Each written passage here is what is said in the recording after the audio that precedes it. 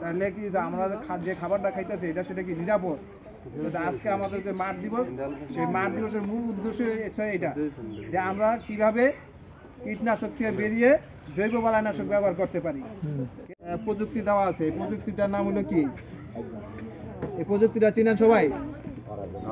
এই প্রযুক্তিটার নাম কি? আমরা বলি তাবিজ। তাবিজ, ঠিক আছে। যেটা অরিজিনাল নাম হলো এটা সেক্স ফেরোমন ফাঁদ বলা হয়, ঠিক আছে।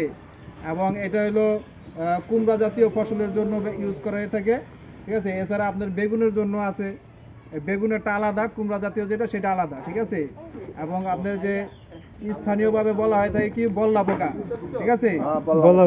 আমাদের যে বইয়ের ভাষায় আছে সেটা হলো মাছি পোকা, ঠিক আছে। এবং এই মাছি পোকা কিন্তু প্রচুর পরিমাণে আক্রমণ করে কুমড়া জাতীয়, যেমন আপনার দুন্দুলে আক্রমণ করে, লাউয়ে আক্রমণ করে, তারপর আপনার মিষ্টি কুমড়া আক্রমণ করে, ঠিক আছে। এবং একবার যদি হুল ফুটায় দেয় তাহলে কি ওইটা বাদ, ওইটার ভিতরে কাটলে পোকা মোকা ভরায় থাকে। সেই ক্ষেত্রে আমরা যদি কীটনাশক ইউজ করি, সেই তার মাধ্যমে দেখা যায় যে মাছি পোকাটা সঠিকভাবে দমন হয় না, ঠিক আছে। আর আমরা যদি দেখা গেছে যে এই যে সেক্স ফেরোমন ফাঁদটা ইউজ করি, এটা প্রায় 2 মাস পর্যন্ত আপনাদের সহায়তা করবো মাছি পোকার থেকে। এবং এখানে যে তাবিজের কথা বললেন, এই তাবিজটা কিভাবে দিছে দেখছেন আপনারা? এই যে তাবিজটা দিছে এখানে ঝুলাই দিছে, ঠিক আছে। এবং এখানে কিন্তু এই যে ত্রিভুজ আকৃতি একটা ফাঁকা আছে, এই পাশে একটা ত্রিভুজ আকার একটা ফাঁকা আছে। এবং এই ফাঁকা দিয়ে কি করে পুরুষ পোকাটা, মানে এই যে তাবিজটা, এই তাবিজটা হইলো স্ত্রী পোকার যে রাসায়নিক কিছু উপাদান আছে, সেই উপাদান দিয়ে এটা তৈরি করছে, যাতে পুরুষ পোকাটা কি করে এটার ঘ্রাণে এইখানে আইসা পড়ে, আসার পরে মাথাটা ঘুরায়, মাথাটা ঘুরানোর পরে এই যে পানিটা আছে না, এই পানিটার মধ্যে পড়ে মারা যায়, ঠিক আছে। এবং এটা পানি না, এটা শুধু এখানে হুইল পাউডারের যে গোড়া আছে, হুইল পাউডারের গুঁড়া এবং পানি মিশ্রিত করে রাখা হয়েছে। এবং এই তাবিজটা যাতে না ভিজে এটার জন্য কি করছে দেখেন, এই যে 2 ইঞ্চি নিচে কিন্তু আপনার পানিটা রাখা হয়েছে, ঠিক আছে।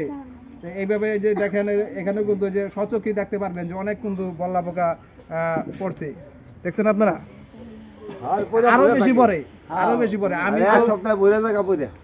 আমি তো বালিকা ইউনিয়নের দায়িত্ব আছি প্রায় অনেক দিন যাবত।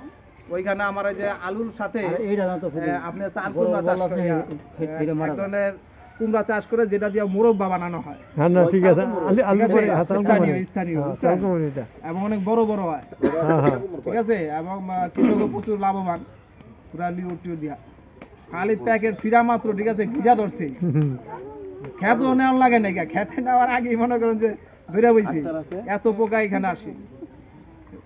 এইটার মাধ্যমে আপনারা দেখা গেছে যে মাছি পোকা দমন করতে পারবে। এবং এই যে এটা হলো কুমড়া জাতীয় ফসলের জন্য। আবার আপনার বেগুনের টাচ আলাদা, আবার ফলের টাচ আলাদা, পেয়ারার আছে, তারপরে আপনার আমের আছে।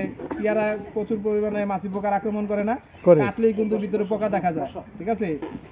একটা পদ্ধতি হলো আপনার এই যে এইটা ব্যবহার করে আপনি পেয়ারার মাছি পোকা দমন করতে পারবেন। আরেকটা আছে হলো যে পলিথিনের ব্যাগিং করা, ঠিক আছে। যখনকার যে মার্বেল আকৃতির মতন হয় তখনই কি করতে হয়, পলিথিন দিয়ে বাইন্দা দিতে হয়, ঠিক আছে। এবং নিচ দিয়ে একটু ফোঁটা করে দিতে হয়, যাতে ওইটা সালেকশনের যে প্রক্রিয়ার প্রশোধন প্রক্রিয়া আছে ওই কার্যক্রমগুলো সহায়তা করে। নিচ দিয়ে পোকা ঢুকে না, ঢুকাইলো উপর দিয়ে আক্রমণ করে, ঠিক আছে। এইটা হইলো আপনার এই সেক্স ফেরোমন ফাঁদের কাজ। আর এই যে এখানে একটা আছে আপনার ইয়েলো ট্যাপ, ঠিক আছে। এই ইয়েলো ট্যাপের মাধ্যমে কি দেখা যাইতেছে দেখেন দিয়ে কিছু কিছু আছে এখানে, কি পোকা আছে এটি? কুয়াশা পোকা নাকি? কুয়াশা পোকা, আর আমরা বলি কি বলি জাপ পোকা নাকি। তারপরে থিপস, তারপর সাদা মাছি, এই ধরনের পোকাগুলো কি হয়, এই যে ইয়েলো ট্যাপ আছে, এই ইয়েলো ট্যাপের মাধ্যমে কি হয় আটকা পড়ে, আটকা পড়লে সে মারা যাইতেছে, ঠিক আছে। তাহলে আমার তো থিপসের জন্য ওষুধ প্রয়োগ করতে দিতেছে না, ঠিক আছে।